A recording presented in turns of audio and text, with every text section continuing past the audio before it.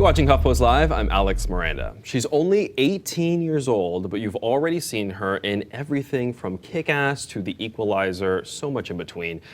Just to name a few, and now actress Chloe Grace Moretz is starring in the new sci-fi thriller, The Fifth Wave, which follows a normal high school girl trying to survive deadly attacks that have left most of the Earth decimated. Take a look.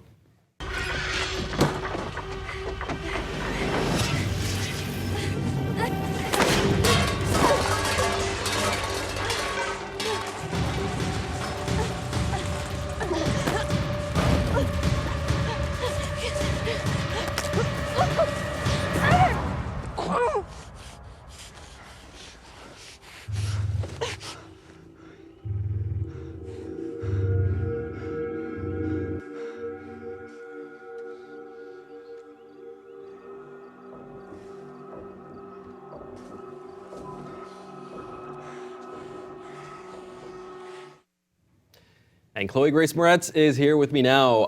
Chloe, this movie is like worst case scenario ever, right? I mean, we're talking like earthquakes, floods, viruses, alien attacks. What was it like shooting this thing? You know, it was hard. You know, we were filming in the wilderness every day, and it was nice because we actually started in the summer. So it was really like great, and I was warm the whole time, and then all of a sudden, you know, it became winter. And we were like trying to like film without the snow around me and make it seem like it was the same time period. So it definitely felt like I was going through my own series of 5 waves while we were filming. That's like a really good point. Yeah. So obviously we know you from Kick-Ass as well as many movies, but you often play a badass in film. I wonder if that's a conscious choice.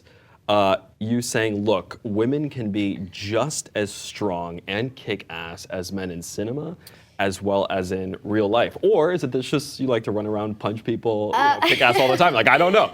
That's definitely part of it. I mean, I think for me, you know, just naturally from a really young age, I gravitated towards roles that, yeah, they were more strong compared to some other young female characters, especially at the age of 10, 11, 12, 13. Yeah. And now as an adult, I definitely think it's much more of a cognizant choice to make my decision to make roles and portray characters that I want young women to be able to look up to. And I don't want to be, you know, setting an image and kind of, you know, putting myself on a pedestal of something that I don't respect, because then I wouldn't be doing myself justice. And your co-star in this movie, Alex Rose, said that you had to tone down your badassness on set to play a normal, everyday teenage girl. Would you agree with that?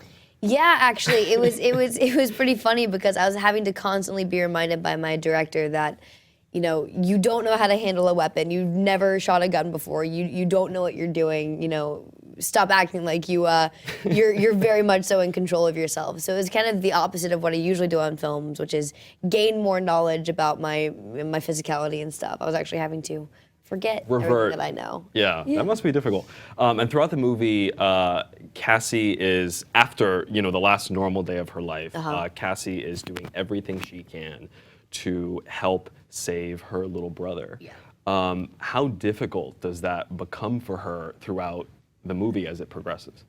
Yeah, well, I mean, that's what really drew me to the project in general, is the fact that, you know, at the base of its core, you know, yes, it's a sci-fi movie, yes, it involves 5, you know, waves of an alien attack, but at the base of its core, this young girl has everything in her life, you know, humanity stripped away from her.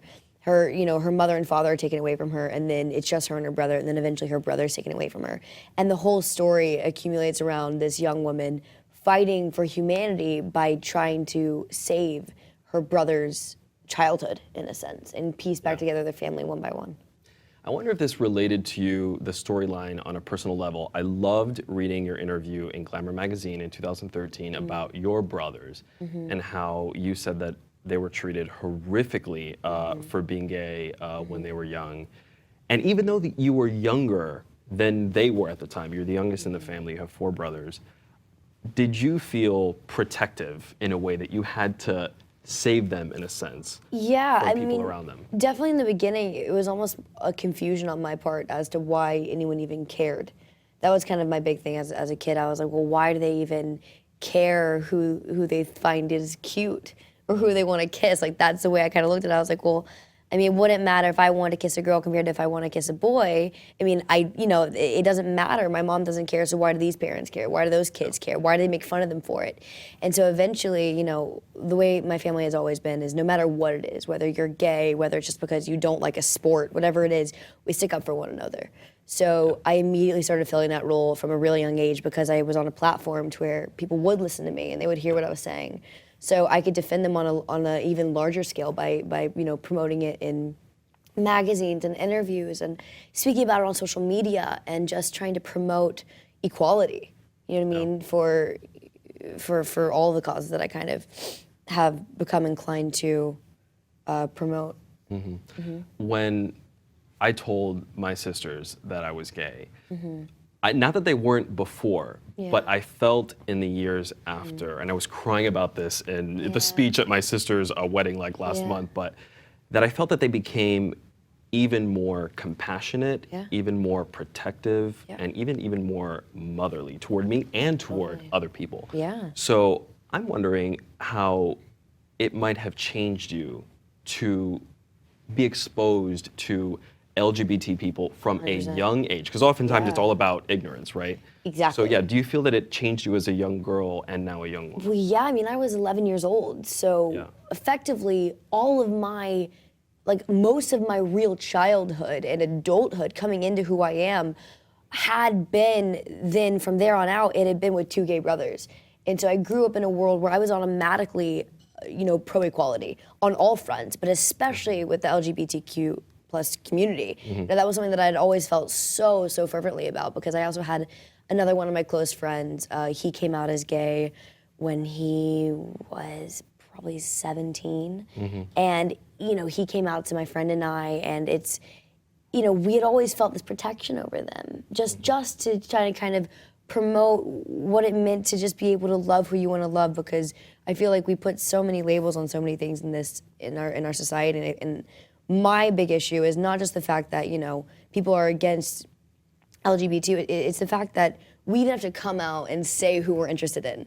There should never even be a question as to why they're asking us that. It doesn't matter. You know what I mean? It's not an issue. Why are we even living in a society where we have to answer those questions? That's a question that shouldn't be asked. Hallelujah. You know what I mean? It's no, I don't ask the straight guy why he's into a girl. Why are they asking a gay guy why he's into a guy? It doesn't make any sense to me. You don't have to come out as straight. I think that's the thing that's so frustrating for us. It's why do we have to have these awkward conversations? I know. From the time you guys were kids, you were interested in that, and why does it matter? Exactly. It's frustrating for me to see it. But something that matters to you, as we've seen throughout the years and in so many of your films, is doing the stunts. And a lot of actors can decline and they can have somebody do it for them, but since you were 7? You've been doing them on your own. Why is that important for you? I mean, it's more exhausting, it takes more time to do it. So why is that important for you? I think it's just the reality of it is what I find more interesting. I mean, I find it more interesting when I watch movies like Wanted or Mr. and Mrs. Smith, and you see Brad Pitt and Angelina, and you see, Angelina doing her own stunts, and it's cooler to see one big wide shot where it's the same face doing the entire stunt the entire time, instead of these shaky, fast cuts, and it's obviously different wigs compared to the real hair, and it's, it just is cooler, and it's much more badass when you see someone do their own stunts. And that was just kind of the way I looked at it at a young age. And then eventually it became also kind of, I'm very, not just competitive, I'm just very I like to do everything myself. And it makes me angry to think I can do that, but I'm not doing it, and I'm just holding myself back from doing it. And it just doesn't make any sense in my head. And in the movie, the others, which are the aliens, I guess, for lack of a better word, can inhabit human bodies, human hosts. And it makes it difficult because obviously, your character can't tell who is what. Who's the enemy. Exactly, who's the enemy. Now, this might be a leap, okay? You tell me. But I wonder if, in a way, it's a metaphor for today's world where we see these situations one after another. And it's, your neighbor could be a terrorist and could commit a mass shooting, tomorrow. So do you think there's any connection there? What are your thoughts on that? I think, in some ways there are. I think there's a lot of connections in this movie to the society we're living in right now. I mean, a big thing that I found really interesting when I was even reading the book is that yes, the world has been demolished by these series of alien attacks, but they're naturally occurring attacks. And what you start to see is the more that Cassie lives in these woods, the greener the leaves are, the brighter the sun is. You know, everything's more vibrant, everything's more alive. There's more animals running around. It feels in a very strange way that the world is actually thriving post these attacks. Yeah. So in a lot of ways, it kind of talks about, you know, what we do to affect the world and how actually once they took us out of it, the world was doing a little bit better than it was with us in it. So it's kind of that same way with the human host, is the fact that yes, you don't know anymore, especially because of social media, especially because of these kind of covert second, third, fourth lives that people are living, unbeknownst to their family members, unbeknownst to their wives and husbands. You know, they're living these separate lives, and it kind of reiterates that in our movie when you watch it. It hits home. If this were to happen in real life, in the sense that you actually watch it in the film, and you couldn't do anything to fight it off, and I know you would want to, but if you couldn't do anything, how would you spend your last day? You know, I would honestly, it sounds so cliche, but my family really is my life. Like, they are 100% my life, and my brothers and my baby dog and my mom, like, that is my world and that's my life. And the way I would like to spend it is just in our living room, just like hanging out and talking. And like if we all went, that's what we always say, is if we all went out together, we'd be okay. We just wouldn't want to go out separately, because that would be devastating. In your living room, I love that. Yeah, That's just fantastic. not doing anything special. Yeah. Well, look, some of your fans who are very excited for the fifth wave also are joining us right now with questions for you. Cool. So let's start with Lauren. Hey, Lauren, you're on with Chloe. Hi, I think I'm on. Yes. Yeah. Okay. So, Chloe, I was wondering if you have any funny stories from when you were filming The Fifth Wave. Yeah, actually, in the stunt, I don't know if you were watching earlier, but they showed the little clip, and in that clip, I trip over that tripwire, and I get caught by Evan, Alex Rowe, that's his character, and in actuality, we were filming this scene, and he's a very fast runner. He's incredibly athletic. He's like your macho man, like he just is. And he is very self-controlled. And if you watch this, he came to leap after me, and the tripwire stays up. So in one take, he hit that tripwire and flew probably 7 feet in the air. What? And landed on top of me. And I was like, this man who's like so self-controlled and was like so like I played soccer my whole life, just fell flat on his face, and he was like covered in dirt. So that was a really funny moment, just because he's just is so you know what I mean, aware. It was probably a good moment for you too. I was dying. Yeah, exactly. And I was like, you need to calm down. We Calm get down, it. girl. You can run fast, girl. Like, sit down, baby. You got my muscle Mary over here. It's okay, baby girl. All right. Well, since the movie is all about an alien invasion, we want to have some Yeah. fun with you too. We wanted to know what you actually believe in. So, Okay. do you believe in aliens? Do I believe in aliens? Yeah. You know, I think that I'd be silly not to keep my mind open to the fact that there could be other things out there. I'm gonna keep my mind open to the fact that there are other things on our, planet that we're just finding out about every day. Yeah, let alone. The universe and, the galaxy and outer space. I mean, I think that, we are a tiny, itty bitty speck. So I just, keep my mind open to it all. Hopefully, if they do come to contact us, they're nice. Right. That's You've made a lot of your little speck so far in just 18 years, my goodness. Yeah. Do you Thank you. also believe in ghosts? I believe in spirits. Yeah, I believe in spirits, and I think that some spirits can be trapped and not be able to pass to wherever they're trying to go to, especially if they, die in a very traumatic way. Because I've experienced just some rooms where you'll walk in and you'll feel something's off, you know what I mean? And it might not even be like, oh, you're getting picked up and slammed on the ground, and it might not be that crazy, but I definitely think that there are some people who might get trapped. And also, I've had loved ones, and you feel them, or you smell their scent, and you know that they're around. So, yeah. The number 13. The number 13 is actually a very lucky number in the Moretz family. Really? Strangely enough, every time 13 is around, we actually have a lot of luck from it.